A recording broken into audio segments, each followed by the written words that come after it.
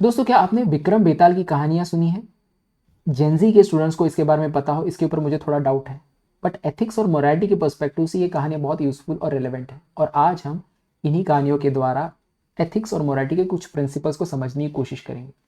तो विक्रम और बेताल की कहानियों का ओरिजिनेशन है इन 11th सेंचुरी। सोमदेव भट्ट नाम के एक राइटर या एक उस समय के जो पोएट थे, उन्होंने कुछ कलेक्शंस ऑफ स्टोरीज लिखे। उसका नाम था बेताल पच्चीसी, और उसी के ऊपर बेस्ड है ये कहानियाँ, दैट इज़ विक्रम बेताल की कहानियाँ।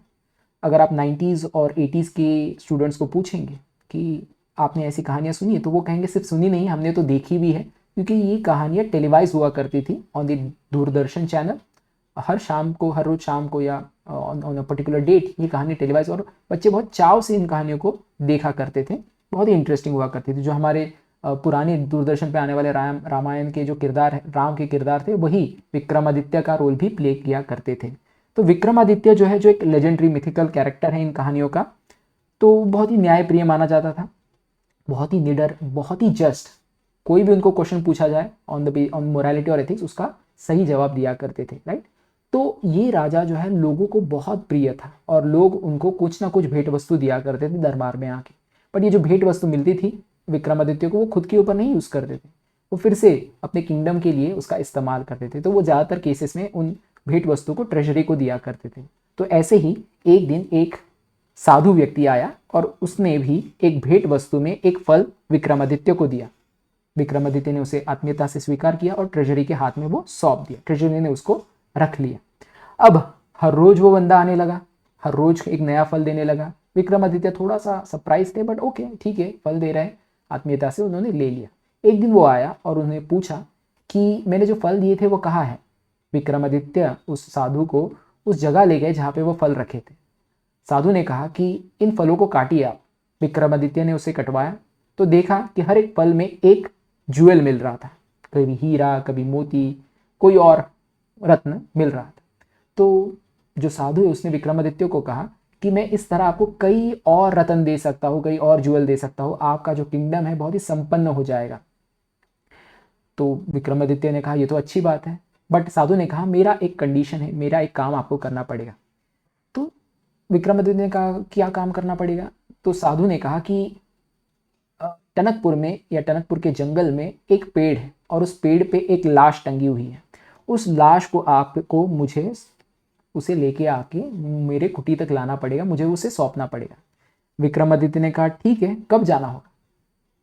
साधु ने कहा आपको अमावस की रात जाना पड़ेगा।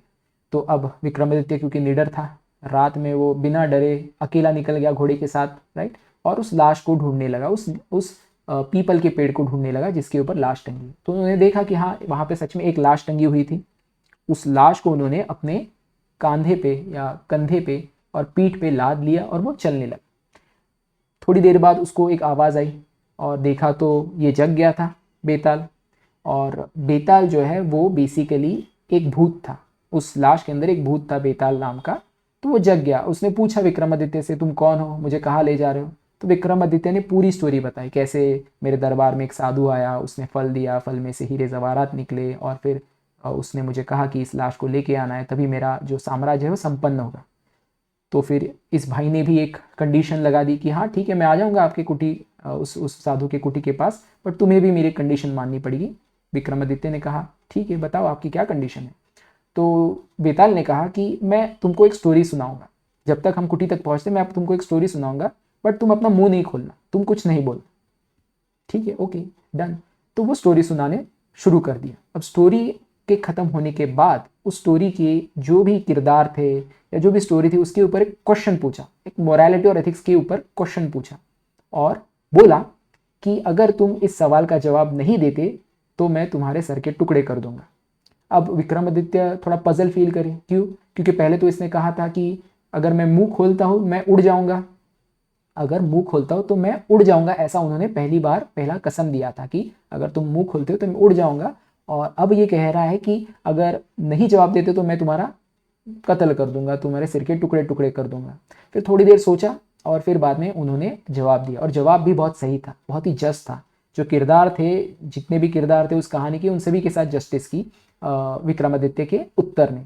अब बेताल बहुत खुश हुआ, उसने बहुत स्तुति करी, बोला तुम बहुत ही न्यायप्रिय हो, है बहुत ही जस्ट हो, बट तुमने मुंह खोला और मैं चला, ये उसका टैग लाइन था कि तुमने मुंह खोला और मैं चला। तो वो उड़ गया वहां से और जाके फिर से पीपल के पेड़ पे लटक गया। अब विक्रमादित्य परेशान, इतने दूर तक मैं ले आया, अब क्या करूं, फिर से वो चले गए, लाश को फिर से अपने कंधे पे रखा और फिर से बेताल ने एक कहानी बताई। कहानी के एंड में एक क्वेश्चन था, क्वेश्चन जो है पूछा गया विक्रमादित्य को, विक्रमादित्य ने उसका आंसर दिया, इस बार भी सही आंसर दिया, जस्ट आंसर दिया, ट्रुथफुल आंसर दिया, फिर से वो उड़ गया, राइट। अब ये साइकिल कंटिन्यूस चलती रही, कई सवाल, कई जवाब, और ज़्यादातर जो क्वेश्चंस और जो स्टोरीज हुआ करती वो मोरालिटी और एथिक्स के ऊपर बेस्ड थी, और हर बार विक्रमादित्य जो है सच्चाई के साथ जस्ट अनबायस्ड क्वेश्चंस के उत्तर देते रहे।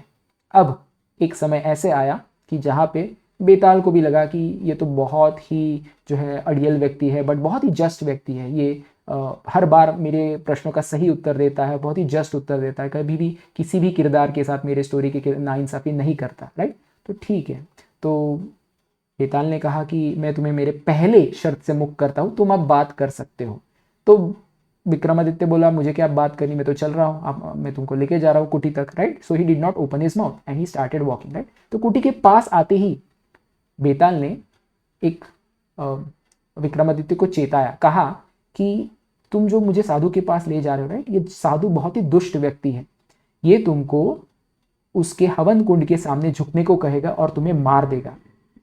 विक्रमादित्य को थोड़ा सा डर लगा, बट जो प्रॉमिस किया उसको तो पूरा करना है, राइट। तो विक्रमादित्य जो है साधु के पास गया, साधु बहुत ध्यान व्यस्त में था, तो उसने जो बेताल है उसको उसके सामने पटक दिया या फिर उसको रख दिया। उसको देख के जो साधु बहुत खुश हुआ, उसने जो है कहा कि तुम तो बहुत निडर हो, इतने रात में गए, इस भूत को लेके आए, राइट, तुमने अपना वादा पूरा किया, राइट। तो इसके बाद वो साधु जो है, जो बेताल है, उसके टुकड़े टुकड़े करता है और हवन कुंड में डाल देता है। इसके बाद वो विक्रमादित्य को पूछता है कि तुम भी अब आओ सामने और झुक के हवन कुंड का प्रणाम करो। तब विक्रमादित्य को याद आया, ऐसा कुछ मेरे को बेताल ने कहा था कि ये मुझे बोलेगा कि तुम हवन कुंड के सामने आओ और जो है उसको प्रणाम करो, और जैसे मैं प्रणाम करूँगा मुझे ये मार देगा, ऐसा कुछ बेताल ने कहा था। तो थोड़ा सा उन्होंने सोचा, विचार किया, और फिर बाद में उन्होंने अपना दिमाग लगाया और बोला कि मैं तो बहुत ही अज्ञानी व्यक्ति हूँ, आप बहुत ज्ञानी व्यक्ति हो, आप मुझे बताओ कैसे मुझे जो है इस हवन कुंड के सामने झुक के प्रणाम करना है। तो जैसे ही उस साधु ने झुक के हवन कुंड के सामने प्रणाम किया, विक्रमादित्य ने अपनी तलवार निकाली और साधु का गला काट दिया। जैसे उन्होंने गला काटा तो सामने प्रकट हुआ बेताल, बट इस बार बेताल जो है आपको एक बहुत ही सुंदर व्यक्ति के रूप में देखने को मिलेगा। बेताल बहुत ही सुंदर व्यक्ति के रूप में देखने को मिलेगा, और वो हंसने लगा। तो विक्रमादित्य ने पूछा, क्या तुम ही बेताल हो? बेताल ने कहा, हाँ मैं ही बेताल हूँ। तो तुम्हारा नाम बेताल कैसे पड़ा? तो बेताल जो है अपनी पूरी स्टोरी बताता है, बोलता है कि ये जो दुष्ट साधु है जिसको तुमने मारा है, राइट, ये दुष्ट साधु मेरा भाई था, और इसने अपने तंत्र विद्या के द्वारा जो है शक्तियाँ हासिल करने की कोशिश की। ये दूसरों के गुणों को भी छीन लेता था, और इसी तरह इसने मेरे भी गुणों को छीन लिया और मेरी बलि चढ़ा दी। इसका दूसरा शिकार तुम थे, बट क्योंकि तुम बहुत होशियार हो, बहुत ही समझदार हो, तुमने इसे मारकर मुझे मुक्त किया। अब मैं तुम्हें आशीर्वाद देता हूँ कि तुम सारे तीनों लोगों के सबसे बड़े विद्याधर बनोगे, और तुम्हारा जो किंगडम है, तुम्हारा जो राज्य है वो हमेशा संपन्न रहेगा। इस तरह की जो है कहानी, ये विक्रम और बेताल की कहानी थी। इस कहानी से हम क्या सीख सकते हैं, एथिक्स के पर्सपेक्टिव से क्या सीख सकते हैं? तो कुछ इंपॉर्टेंट वैल्यू सिस्टम्स है जो हम डेफिनेटली सीख सकते हैं। सबसे पहले इंटीग्रिटी यानी ये आपकी क्वालिटी है कि आप सच्चाई से कभी मुंह नहीं मोड़ते, कितनी भी कठिन परिस्थिति हो, राइट। यहाँ पे आपको देखने को मिलेगा कि जो विक्रमादित्य है वो हमेशा सच्चाई के साथ था, हर बार उसने सच्चाई का साथ दिया, इवन टू द केस क्या है कि उसको बार बार जो है असफलता स्वीकार करनी पड़ी, हर बार वो उसको लेके आता बट वो उड़ जाता, बट उसने हमेशा सच बोला, राइट। तो इसी तरह एक सिविल सर्वेंट से भी एक्सपेक्टेड है कि वो इवन एट द पर्सनल और प्रोफेशनल कॉस्ट सच्चाई का दामन ना छोड़े। इसका बहुत ही अच्छा उदाहरण है अशोक खेमका जी, जो रिसेंटली रिटायर भी हुए। तो he was very upright in his profession, right. He got transfer 50+ times despite the fact कि उनको बार बार ट्रांसफर करा गया, फिर भी उन्होंने करप्शन या फिर इस तरह की चीज़ों में he did not buckle, right. He always brought forth any corrupt act that was happening in his jurisdiction, right. तो he cancelled lot of fraudulent deal, that too of people of great political stature, right. तो ये चीज़ हमको इस यहाँ से देखने को मिलती है. दूसरी जो चीज़ हमको इस स्टोरी से देखने को मिलती है वो है जस्टिस. जस्टिस क्या कहता है कि आपको फेयर रहना है, अनबायस्ड रहना है. तो जब भी वो क्वेश्चन पूछा करता था स्टोरी के ऊपर बेताल, तब बहुत ही जस्ट, बहुत ही लेवल हेडेड, अपने इमोशंस को इन्वॉल्व ना करते हुए, क्योंकि स्टोरीज जो है अगर आप सुनोगे इन स्टोरीज को बहुत ही इमोशनल ड्रिवन हुआ करती थी, जहाँ पे आप इमोशनली बायस डिसीजन ले सकते हो. बट यहाँ पे हर बार विक्रमादित्य जो है वो एक जस्ट उत्तर दिया करता था, एविडेंस बेस्ड उत्तर दिया करता था, राइट. तो एज ए एडमिनिस्ट्रेटर भी आपको एविडेंस बेस्ड डिसीजन लेने, आपको बायस, प्रेजुडिस, फेवरेटिज्म इसको पूरी तरह से साइडलाइन करना है, तभी आप जस्टिस डिलीवर कर पाएंगे. इसका उदाहरण है Sanjeev Chaturvedi. Indian forest service के ये 2002 के पास आउट थे और अराउंड 2012-14 में इनको चीफ विजिलेंस ऑफिसर बनाया गया था एम्स का. और इन्होंने जो करप्शन चल रहा था इन एम्स, राइट, जो कि बहुत ही हाई प्रोफाइल करप्शन था, उसको इन्वेस्टिगेट किया with utmost just and what we can fairness, right. So irrespective of the fact of the political pressure that was around this particular case. इसके बाद जो चीज़ हम सीख सकते हैं विक्रम बेताल की कहानी से वो है ड्यूटी, या जिसे राजधर्म कहते हैं, राइट. अब एक राजा का काम क्या है कि उसके सामने जो भी उसके दायित्व है, जो ड्यूटी उसको फुलफिल करना है. इसका यहाँ पे क्या दायित्व था कि मुझे अपने राज्य को संपन्न करना है, राइट. और संपन्न करने के लिए जो भी एक्शन लेने हैं मुझे वो लेने पड़ेंगे. Despite the fact I am getting lot of failures, मैं हर बार जो है इस व्यक्ति को लेके आता हूँ, इस भूत को लेके आता हूँ, काफ़ी देर तक चलता हूँ और फिर बाद में ये उड़ के फिर से चला जाता है. I am not quitting, I am going back and taking this guy back, right.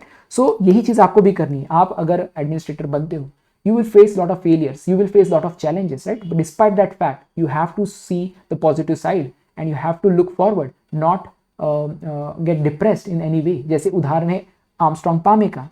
अगर आप एडमिनिस्ट्रेटर बनते हैं, you will always have some sort of resource crunch. शायद आपको उतना फंड नहीं मिल रहा है जितना आप चाहते हो to run a project, to build a road. Armstrong Pame को भी फंड की ज़रूरत थी, बट वो फंड नहीं आ रहा था, राइट, फ्रॉम द गवर्नमेंट. तो वो रुके नहीं, उन्होंने मणिपुर में एक रोड बनाया from the contribution of the people, crowd funding के द्वारा और लोगों की मदद के द्वारा. इसीलिए उनको मिरेकल मैन भी कहा जाता है, राइट. उन्होंने मणिपुर को जोड़ा विद अदर स्टेट्स. इसके अलावा जो एक इंपॉर्टेंट चीज़ हम देखते हैं विक्रम बेताल की स्टोरी से वो है मॉरल करेज. रात के समय कोई व्यक्ति अगर ये सोचे, अमावस की रात, राइट, उसके अराउंड ही एक आप स्पूकीनेस होता है अमावस की रात के अराउंड, राइट. और वहाँ पे वो जा रहा है जंगल में, एक लाश को, राइट, अपने कंधे पे ले रहा है, उसमें भूत है, फिर भी वो जो है डर नहीं रहा है, हेजिटेट नहीं कर रहा है. इससे हम मॉरल करेज सीख सकते हैं. यानी ऐसे भूत आपको भी फेस करने पड़ेंगे, राइट. वो होंगे in the form of politician, in the form of your seniors who would ask you to do corrupt practices, right, would ask you to buckle in to favor someone, right. तो ऐसे भूतों को भी आपको पछाड़ना है या उसको जो है चिट करना है, पछाड़ना नहीं. तो टी.एन. शेषन इसका उदाहरण है. आप देखोगे कि 1990s में ये चीफ इलेक्शन कमिश्नर बने और उस समय इलेक्शन बिजनेस जो है वो बहुत ही ज़्यादा मर्की था. बहुत ज़्यादा वहाँ पे आप देखोगे कि पोल बूथ चुरा लिए जाते थे, जो बैलेट बॉक्स है वो चुरा लिए जाते थे, और जो मॉडल कोड ऑफ कंडक्ट है उसको फॉलो नहीं किया जाता रिगरसली, राइट. टी.एन. शेषन ने इन सारी चीज़ों को आयरन हैंड के साथ रिफॉर्म करा है, बहुत ही फोर्सफुली रिफॉर्म करा है, रिस्पेक्टिव द फैक्ट उनके ऊपर बहुत ज़्यादा पॉलिटिकल प्रेशर था. He did not budge, did not give in to this political pressure and reformed it to such an extent कि इलेक्शन कमीशन का उस समय ना इतना ज़्यादा ऊपर था कि बाहर के लोग आते थे पूछने के लिए कि कैसे ये इतना बड़ा इलेक्शन जो है वो रन किया जा रहा है, वो भी फेयरली और जस्टली. इसके बाद जो एक बहुत इंपॉर्टेंट चीज़ हम सीख सकते हैं वो अकाउंटेबिलिटी, जवाबदेही.